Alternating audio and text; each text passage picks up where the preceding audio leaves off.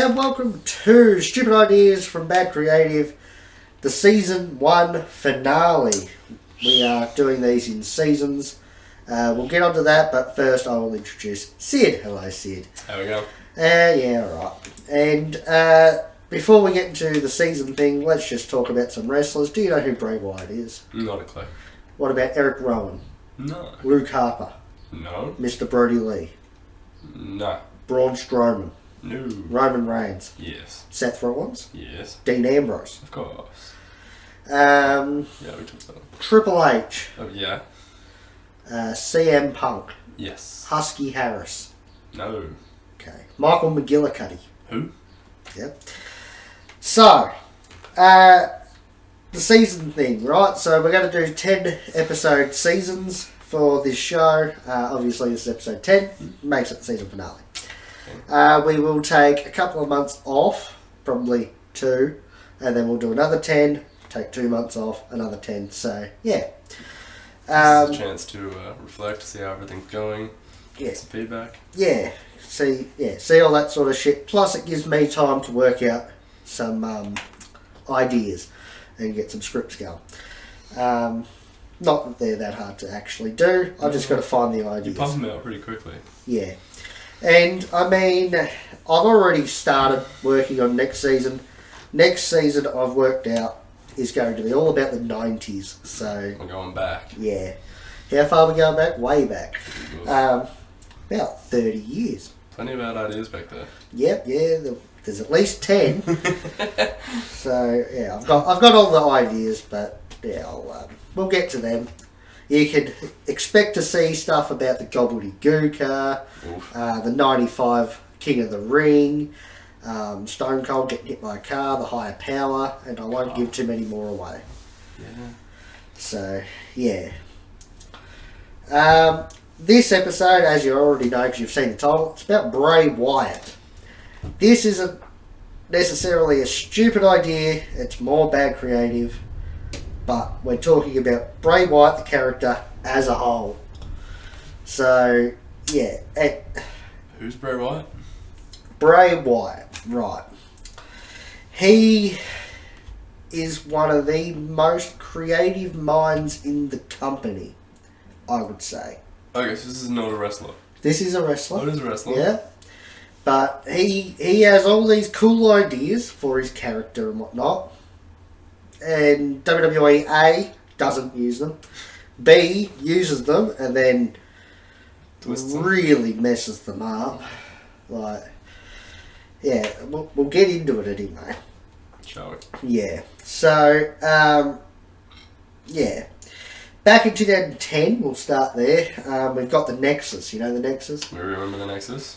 Yeah. So Husky Harris joins the Nexus. His real name is Wyndham Rotunda. I'll probably refer to him as Bray because it's Bray Wyatt's real name.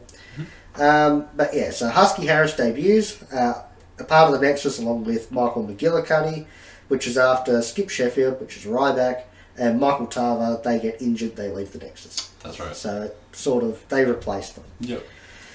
Husky Harris would be in the group from October 2010 until January 2011. Okay. Not very long. No. He then gets a punt kicked in the head by Randy Orton, which is used to write him off TV and send him back to developmental. Yeah, right. So, at this point, he does nothing. No. He gets kicked in the head, it's fun. Been on for a little bit, and then Randy's... Yeah. Quite literally kicked him off the show. Yeah. Also, at that point, the Nexus had already died. Mm-hmm. So, obviously, they died in August, and he showed up in October, so... Yeah. The Nexus wasn't doing much. And the new Nexus hadn't started. No. Really. No, it hadn't. It doesn't start until December, I think. Okay. Yeah. So yeah, in 2013, we'll jump forward a little bit. He returns as Bray Wyatt, which he develops in NXT because that soon becomes a thing. And he doesn't come alone when he shows back up. He comes with Luke Harper, who is Mr. Brody Lee in AEW. Mm-hmm. He's also dead now. Oh. Yeah. Unfortunate. Yeah, it is, very. And he also shows up with Eric Rowan.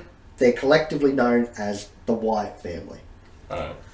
They're a bunch of like it's a backwoods cult sort of family. Selling them as brothers, or no, not really. It's just like it's a cult sort of thing. You know, we're all a family is what I meant, and yeah, they're like a backwoods cult. You know, from Louisiana sort of thing. You know, right? But real backwards. Gotcha. And they're creepy, obviously, because they're a cult, and they're seemingly supernatural. Alright. They can show up and disappear and all that sort of shit. Okay, so we've got some mystery elements around them. Yep. Rowan wears a lamb mask. I'll probably put that on the screen. Oh, lamb. Yeah. A literal lamb. Yeah. Bray Wyatt, not Bray Wyatt, Braun Strowman, when he shows up, he gets one that's black. He's called the black sheep of the family. We'll get into that, obviously. So, yeah. He wears a lamb mask, very creepy, as you saw. Bray Wyatt, he likes to talk in riddles, and he also always talks about his sister Abigail. Riddles? That's a little intelligent for our usual. Yeah. As in, by riddles, I mean he just talks weird nonsense and, yeah. So, yeah, he also talks about Sister Abigail a lot. Sister Abigail? Yeah, right? That all we know is Sister Abigail sort of commands him, you know. So the Wyatt family debut, they attack Kane. Eventually they make Daniel Bryan join them, but it turns out he was just playing them. And in a cage match, he revealed that he wasn't actually a part of the family and attacks Bray while Harper and Rowan are on the outside. Eventually, the Wyatts begin a feud with the Shield. So the Wyatts being a three-man group, the Shield being a three-man group. Yeah, okay.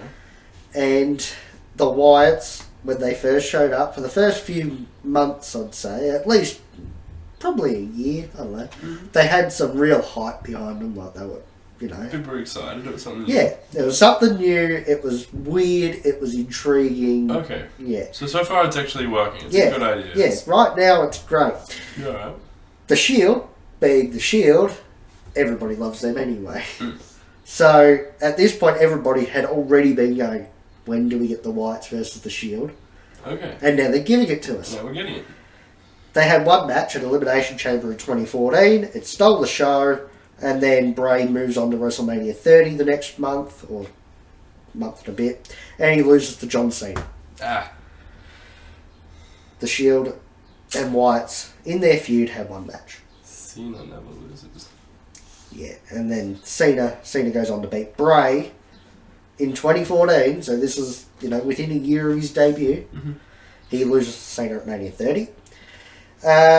They continue the feud, which includes a kid who sang to Cena creepily, but and that cost him a match to Bray, but eventually Cena wins. He actually won a last man standing match against Bray. Bray then continues to lose to top guys until he beats Jericho in September. So Chris Jericho becomes sort of the first big loss to Bray. Yep.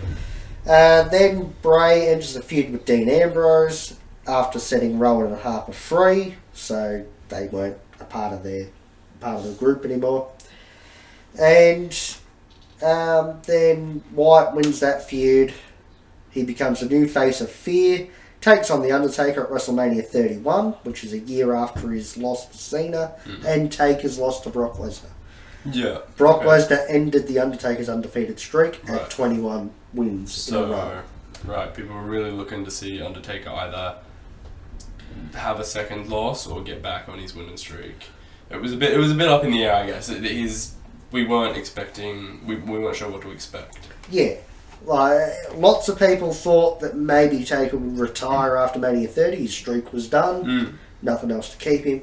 Comes back for this match, and, well, he beats Bray.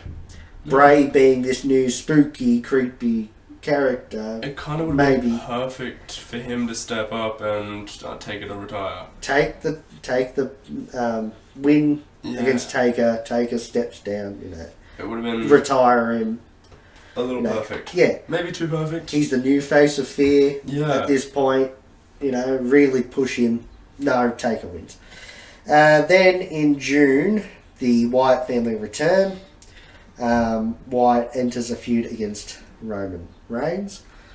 We're in 2015 at this point, which, if you remember from episode 2, is the year that Roman's really getting pushed. Yeah. There's no one beating Roman. Nah.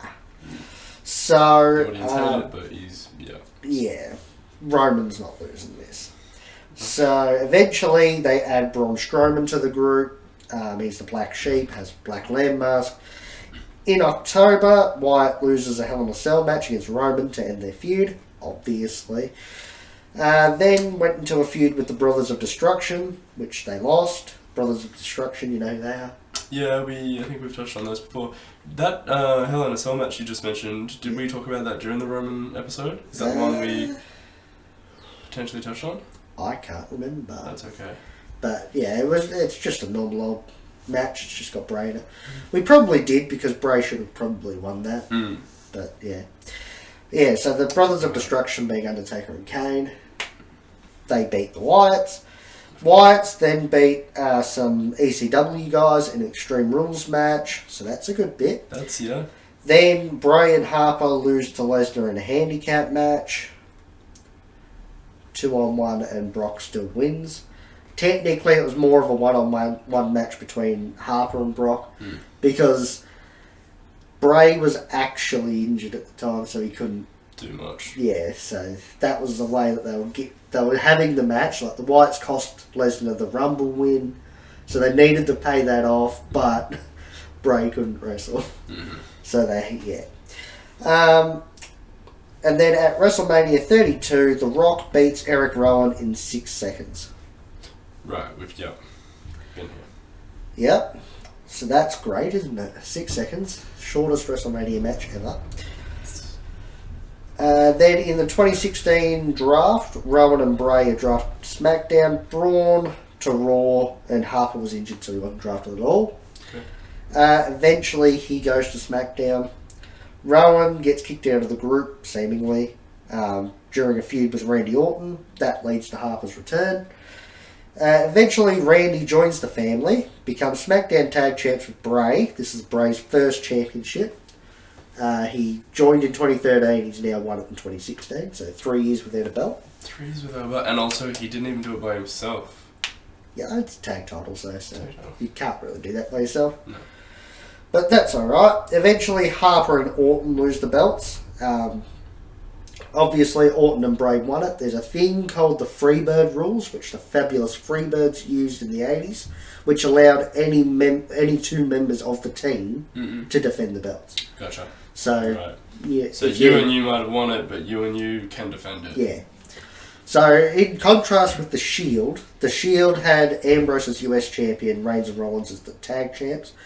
Ambrose never defended the tag champs championships, but the Wyatts, any lot of them could defend them because of the Freebird rule. Most factions do that. The New Day had a record-setting reign. They would constantly swap who was defending it. Yeah. So, due to the Freebird rule, Harper and Orton lost the belts. Then Randy goes on to win the 2017 Royal Rumble. At Elimination Chamber in 2017, Bray Wyatt wins the WWE title inside the chamber. Gets one. Then Randy Orton decides he's going to fight Bray at WrestleMania for the belt, which then leads to Randy Orton burning down the barn, which had Sister Abigail's remains buried in it. That goes well. Yeah, and that's sort of how he really declares, I'm going after you. And so at WrestleMania 33, they had a match. It was bad. It had a top-down view of the ring where they would project maggots and spiders and worms and all that shit onto the canvas to freak Randy out. You know, it was just a Bray doing spooky shit, but it didn't really come across like that. Then Randy won, because of course. Bray gets moved to Raw, but before he leaves, he has a House of Horrors match against Randy, which is a cinematic match, so it doesn't take place in the ring, really. There's like a spooky room with dolls hanging from the ceiling, and there's a creepy fridge, and it's just a weird, It's an old rundown house. Mm-hmm. So yeah, it's not for Orton's belt either. So kind of helps Bray win to end the feud. They end the match by going back, they drive back to the arena and then they finish it off in the ring. Right. And yeah, so then on Raw, Bray beats Rollins a couple of times. He enters a feud with Finn Balor, which leads to the Demon King, Finn Balor, because Finn Balor has an alter ego called the Demon, or the Demon King, where he gets all face painted up and he becomes supernaturally enhanced. Nice. Yeah, pretty cool. Until Roman and Finn have a match and there's a heartbeat and he starts flopping around like a fish, and then the demon gets beat by the turnbuckle falling down. Okay. It's weird. Yeah, we'll get to that probably at some point in the future. But at the moment we have Wyatt being pushed as this creepy villain who, anytime somebody needs a win, they just pop him up against him and they smack him down. Yeah. He's just there to be smacked around, even though he's quite an interesting character and a lot more seems to be able to been done with him. Yeah. So, yeah, we get Demon King Finn Balor, and he's versing Sister Abigail Bray Wyatt. Wait. Okay. Which is Bray Wyatt with a veil over his face and some eyeliner on. Because she's enhancing him, sort of creepy ghost Sister Abigail. Alright. Dunno. Possessed. So, yeah, the match didn't actually take place though because Bray Wyatt got sick. Oh. And the feud ended with Balor beating him twice. Bray then teams up and wins the Raw Tag titles with Matt Hardy. They lose their titles in their first defence, and Matt leaves due to injuries. Matt Hardy, been around since the 90s, he's pretty good, and so he sort of just had injuries over time. So he took some time off just to recover a bit. Get over his wear and tear. He's knocked around for 20 years at this point. Yeah. Then we move on to the Firefly Funhouse, which this marks a new turn for Bray Wyatt. Okay. Like a new character. So this has Bray Wyatt as sort of a Mr. Rogers-esque character. He appears in the Firefly Funhouse, which has puppets and all that. He's, hi kids, like, yeah. Right, so from creepy villain to very creepy. Like, really unsettlingly nice. Yeah. Yeah, so he looks and acts innocent, but it's sort of sinister. Yeah, I gotcha. Like, he's still called Bray Wyatt, so it's not like pedophile. Yeah. Yeah, like he's still called Bray Wyatt, so it's still chronologically correct with what he was doing. Mm-hmm. So, like, all that plays into it, and it's, unsettling. This then leads to The Fiend. Right? The Fiend is, think of Jason Voorhees, Michael Myers, Freddy Krueger, them sort of big horror icons. That is The Fiend. Right. So Bray Wyatt is the light side, The Fiend is the dark side, though. We've got another alter ego. Yeah. Alright, we're doing a few of those. Yeah. Kind of fun. Yeah. So, Bray would often talk about healing and all that sort of shit. When somebody would piss him off, he would just refer to the Fiend as him, like he is coming or something. And, yeah. There was a... when he first started doing it, he would... he even had a thingo of Bray Wyatt, a cardboard cutout. He got a chainsaw out and just cut it in half. Because that doesn't exist anymore, apparently. Right. But yeah, and eventually you get snippets of The Fiend, and he had this real cool mask and everything.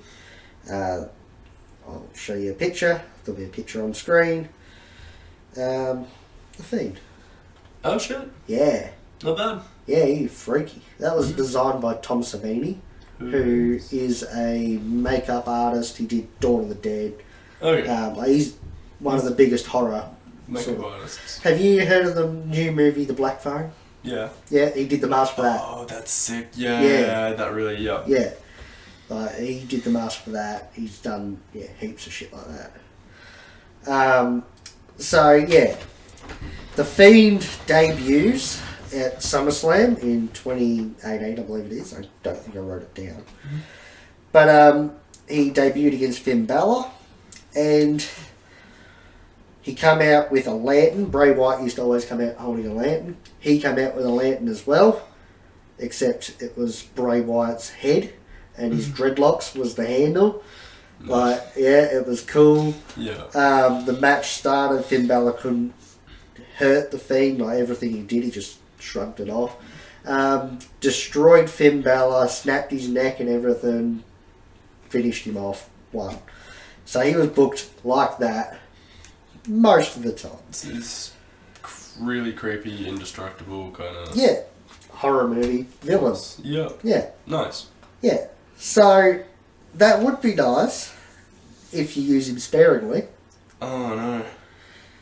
We move on to Hell in a Cell in October, where he fights Seth Rollins, who at this point is Universal Champion, I believe. And nobody wins this match, right? Hell in a Cell, where there is no rules, you can do whatever you want. Only way to win is pinfall or submission. Nobody wins, again. This has happened before, where Brock Lesnar beat Braun Strowman and Roman Reigns up. He wasn't in the match. He just came in, destroyed them both, and it was ruled no contest. Yeah. Once again, this match, no contest. Okay. Because Seth Rollins eventually manages, I think he hits about 12 stomps or something, and piles like ladders, chairs, tables, toolboxes, everything on top of the Fiend, and then with a sledgehammer, smashes it into his face. And the ref goes, "That's enough. We're not doing this anymore. Ring the bell. No contest. Blah, blah, blah." The Fiend then gets up. Just gets up, destroys Seth Rollins immediately after. Yeah. Which... drops him on his head and walks away. Well, the thing is, though, is that they've called no contest to this match. And the Fiend has now got... for the Fiend's safety, who's a supernatural being that seemingly can't be hurt, they've now said, that's enough. You've killed him, and he's just gotten back up and destroyed Seth Rollins. They could have just kept the match going, and he could have just gotten up and killed him. Yeah. So, that was that. The Fiend then gets moved to SmackDown. He takes the Universal Championship from Seth Rollins in Saudi Arabia. Bray holds the new design of the title, which is just that it's been turned blue. It was red, because they were on Raw. Now he's on SmackDown. It's now blue. The Fiend has a new championship instead of the Universal one. It's still called the Universal, but it's just the Fiend's head on it. Nice. Yeah.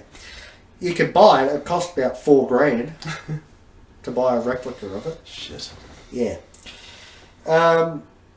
So that was that. Then he starts a feud with Daniel Bryan, which the Fiend wins, because obviously.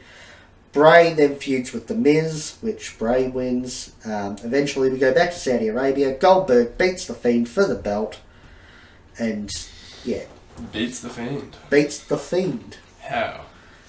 Because it's Goldberg in Saudi Arabia. Goldberg, who was around in the 90s, he retired Bret Hart with a super kick to the head, causing a concussion, or broken neck or something, which caused him to retire.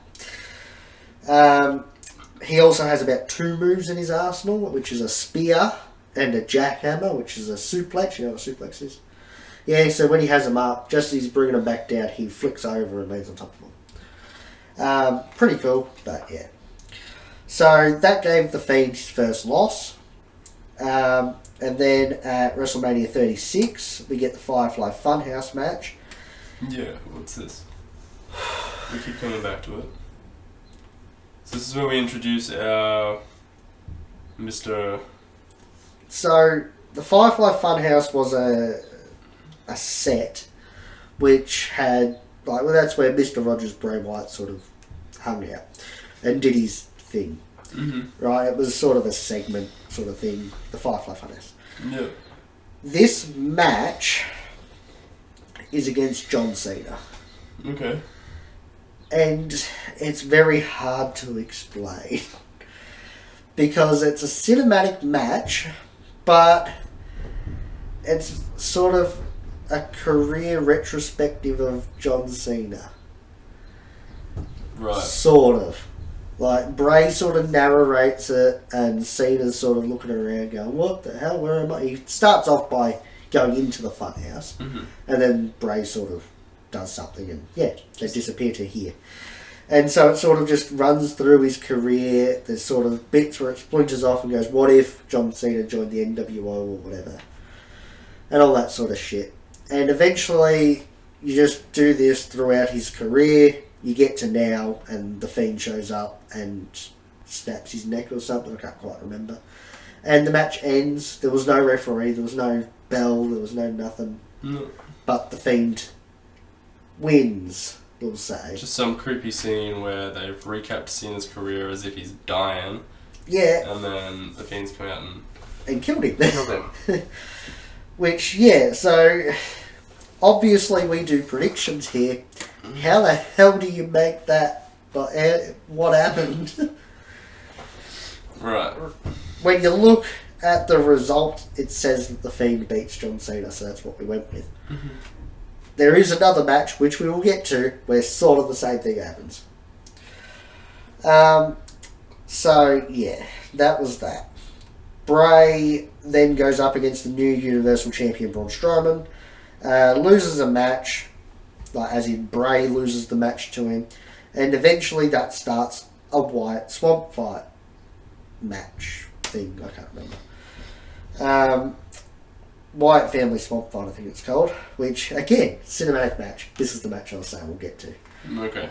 So this, once again, has Braun seemingly going through his career. Like, it takes place out in the woods where the Wyatt family was or something.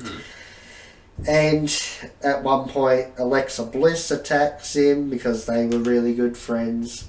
Braun Strowman fights Braun Strowman at one point. But it's Braun Strowman now versus Black Sheep Braun Strowman. Gotcha. Yeah, all of this then leads to Bray fighting Braun on a dock. And Braun ends up in the water and then gets drowned by the Fiend. The Fiend pops up to show that it's the Fiend. Drags him under.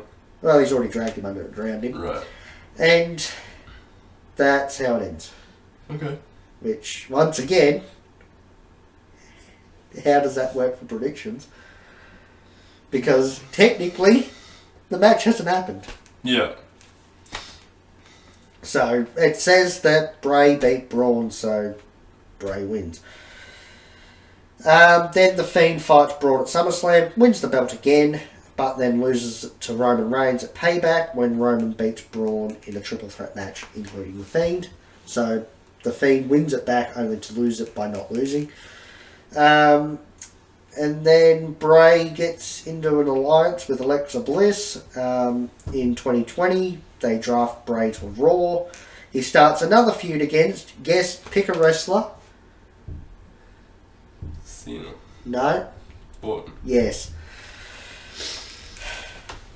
So this is, the third time he's fought Orton in a feud? Like, had a feud with him? He had a feud against him when he was originally a part of the Wyatts. He had a feud against him to end the Wyatts. And now he's had a feud against him as the Fiend. So, have a guess at where this goes. He doesn't win any of them. Correct. No. Well, I'm not about any of them, but yeah. So, the Fiend disappears for a while.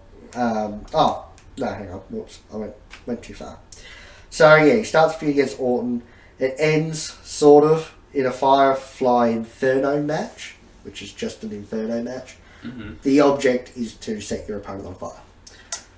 Okay. Usually, it's set a bit of clothing on fire, you win.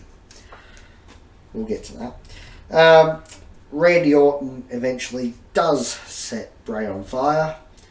Like, his whole back catches on fire. It's pretty cool fire stunt. Then Randy RKO's him in the ring, and then goes and gets petrol, pours it all over him, and just lights that son of a bitch on fire. How'd you do?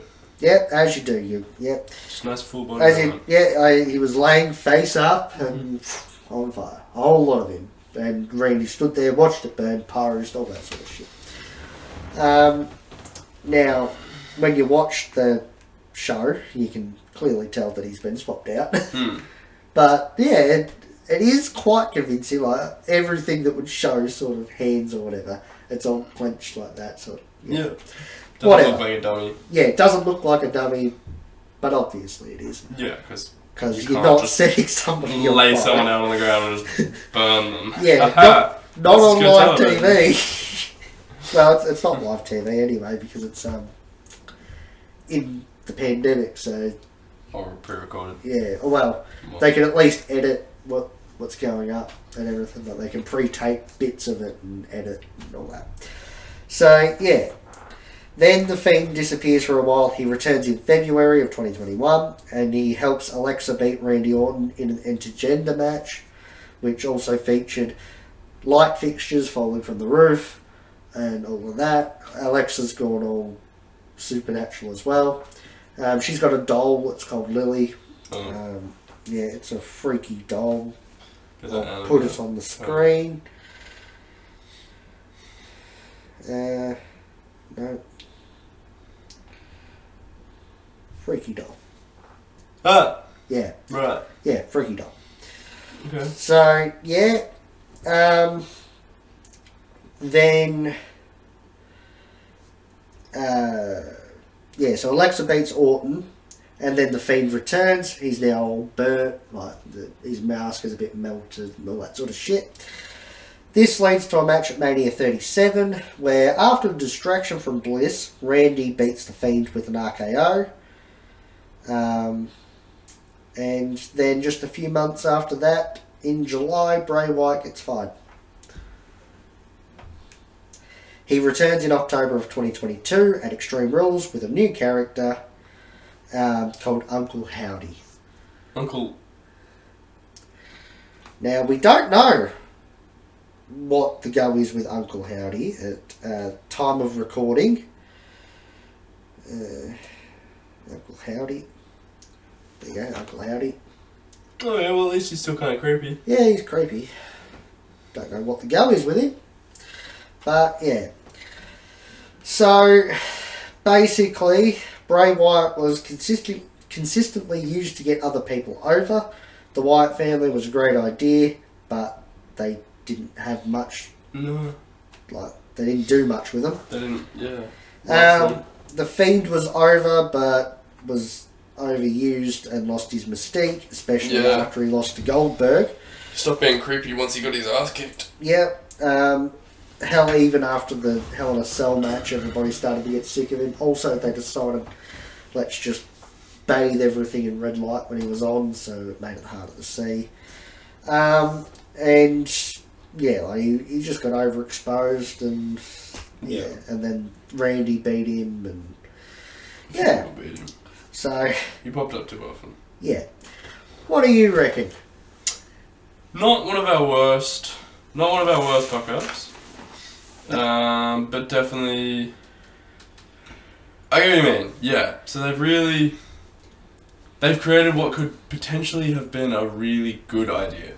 This could have been the opposite of one of our normal episodes, where we've got this creepy character, we've got some supernatural themes, we've got a horror character, which was apparently really reasonably well done. Yep. We've got, alter egos, indestructible forces, some sort of possession shit going on. It's really, really great. I actually would, it makes it really interesting. Yeah. Gives you a little bit more to watch. I didn't even talk about Alexa Bliss's power. She could mind control people. Yeah, right. There you go. Just powers, I guess. Really spices up your characters a little bit. It was very different to everything else. It's not just like, hey, this guy can hit really hard and this guy is really good at not getting hit. Yeah. It's, alright, this guy, now when he hits you, it's going to be a little bit different. Yeah. It really, look, and like you said, some of it was a bit poorly done, like the bugs projected on the mat. Yeah. I don't imagine that looked great. No, not really. Not really. For the time. I mean, it didn't make any sense. It was a bit confusing, a bit hard to watch. It's just... Then, I see what you mean, they've gone and not used these great ideas to their fullest extent. No. They've really had Wyatt, who's clearly put in quite a lot of work, only to be beaten and beaten again and beaten again, and then basically when they're finished with him, just discarded. Yeah. And then called back in a bit later, only to be beaten a few more times. You know, has the occasional win, but just mostly just kicked in the ass again and again and again. Until we get to the end, and he's just gone. Yeah.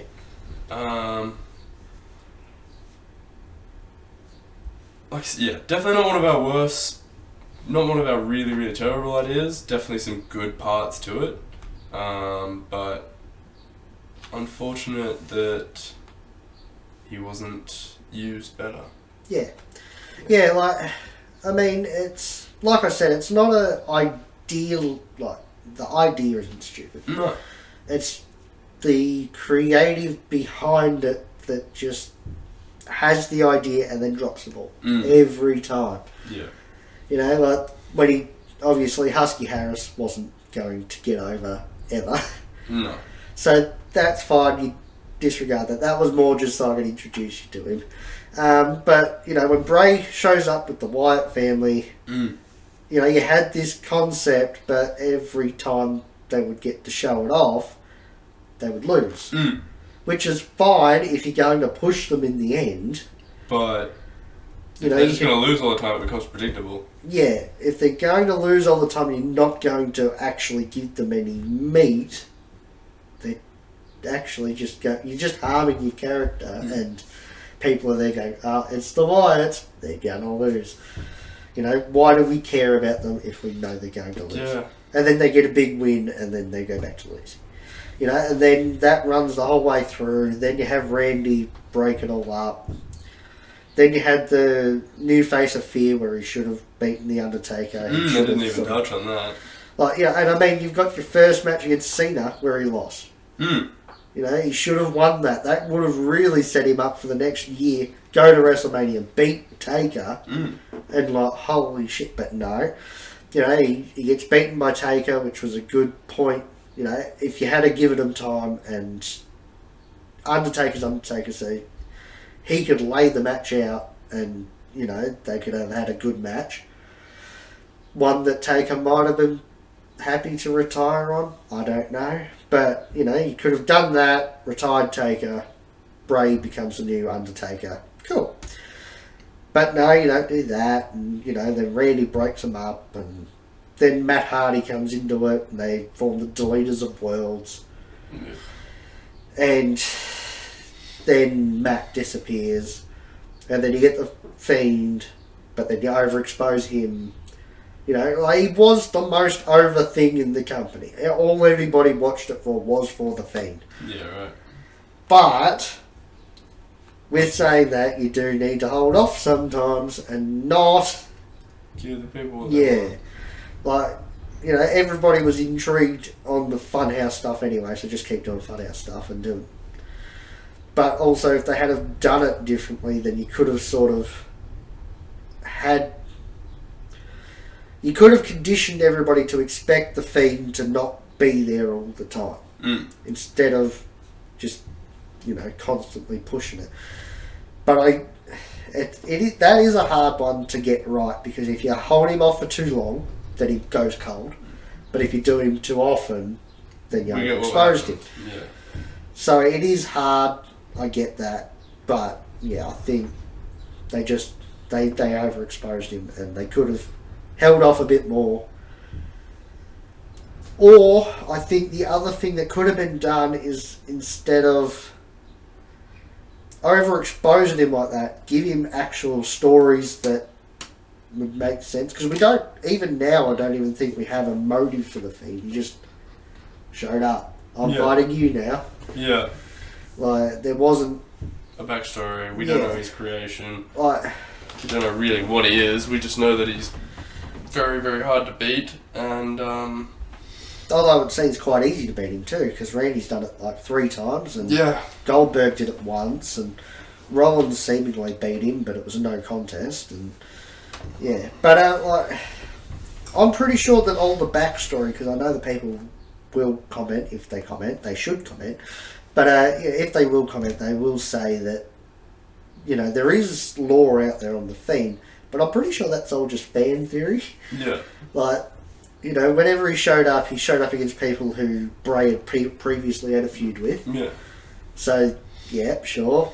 And obviously he lost those feuds. Yeah. So that sort of all makes it. But none of that was confirmed with WWE. The Fiend is, just this supernatural alter ego to...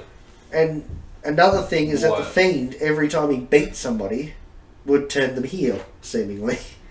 Interesting. Which, yeah, interesting. But, like, WWE never pointed any of that out, you know. Like, oh, since they fought the Fiend, their attitudes changed or anything. Yeah. Like, that's all just been a fan sort of pointing that out, Yeah. you know. And, yeah, so, yeah. Right, I'll move on to how I reckon we could use I Bray was going to better. say, you've got a lot of time here to rebook. Yeah. So, I mean, I don't have a lot written down here. That's okay. I've said it's quite easy to use Bray better. He's a creative guy, so just let him do what he wants. Definitely. Obviously, you can't just give him free rein to do everything. No, we but gotta you keep work the with storyline. him. You work Give him with a him, couple of and months.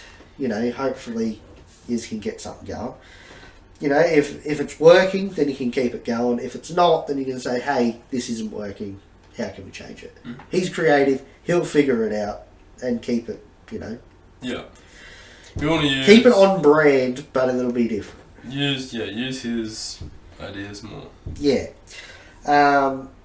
And, like, he doesn't have to be front and centre, but, you know, he's a good character to have in the background to certain things, and then bring him to the front, and then put him to the back, you know. Like, obviously right now, I guess right now would be a good way of looking at it. Roman Reigns is front and centre right now with everything that happens. It's got to do with the bloodline. It has to do with the bloodline. Everybody, all they ever talk about is Roman Reigns, Sami Zayn, the Usos, Solo Sikoa, you know, the bloodline stuff. However, underneath that, they talk about Bray Wyatt. He's always in the background doing things. His stuff with LA Knight at the moment is cool. We don't know what's happening. It's a mystery. Like, Bray's coming out and apologising about things and saying that he hasn't been attacking LA Knight, but he's in a feud with LA Knight, so it's quite hard to... Like, he headbutted him the other week and he apologised for that. Apologised? Yeah, Bray right now is sort of human. Okay. However, Uncle Howdy keeps showing up saying, no, you've got a secret. There's a secret. And all that sort of shit. It's quite weird. And, yeah. You know, he's in the background right now, behind Roman and all of them. So, yeah. But, yeah, like, he's always going to do good work. So you don't need him in front and centre. You have him behind the scenes, or not even behind the scenes, but you know, on a side plot sort of. You know, check out for Roman and that, but also here's Bray. Like, that's sort of what I'm getting at. Yeah. And how does this help WWE? Well, it creates a massive star. Hopefully, if you're going to continue the Wyatt family stuff, if you're starting all the way back Well, there. and like you said, fans love that. Yeah. If you're starting all the way back there, you're creating at least 3 stars, if not 4. And that's another thing, like, you can always... It's a cult. Add more people to it. Can bring a family going. Yeah. You know, so it creates at least one massive star. There should be interesting stories. That should improve the product. That should lead to more viewers. More viewers mean more merch sales. Means more money. WWE loves money. Money. That's all we need. Yeah. So, yeah, that was Bray Wyatt.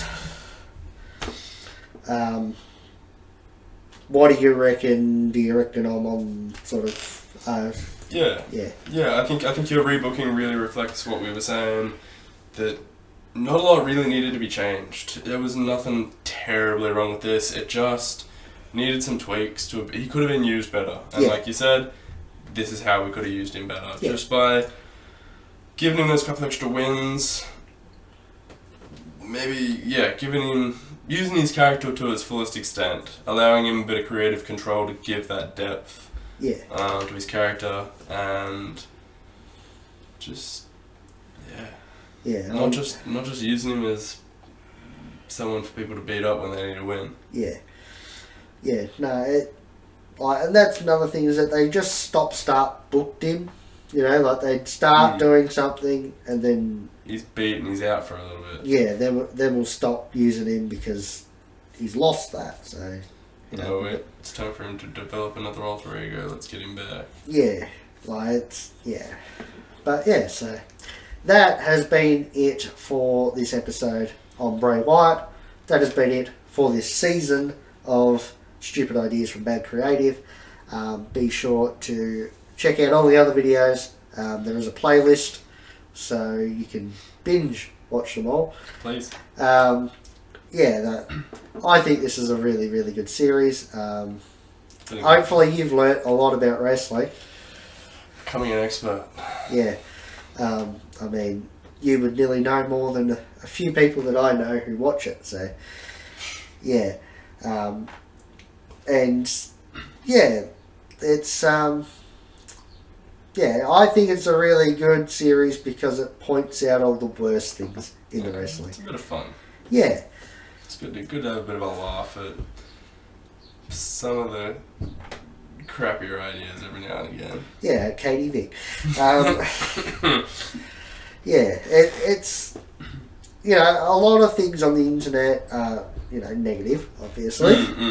However, when you're talking about something that you like, you'll generally get highlight reels and stuff like that. It's fun to break down the crappy bits every now and again. Yeah. I mean, with wrestling, the worst bits of it are actually the best bits of it. Because they're funny. Yeah, they're so bad that it's fun to talk about them. Which we'll get to the 90s next season, so make sure to tune in for that because that's going to be a hell of a lot of fun. It's the 90s, so we've got the Attitude Era and all that shit starting, which means that we've got lots happening. Obviously, I've said that we're going to do the screw job. Oh boy, that's going to be a long episode. If you haven't watched a lot of the 90s wrestling, then you might learn a thing or two about what it was like back then. It might get you into watching a bit of the older stuff just for your own entertainment. Yeah, I'm somebody who has gone through and watched every Royal Rumble ever. I know every winner ever in order, which is cool. But I'm not going to recite them all now. Please.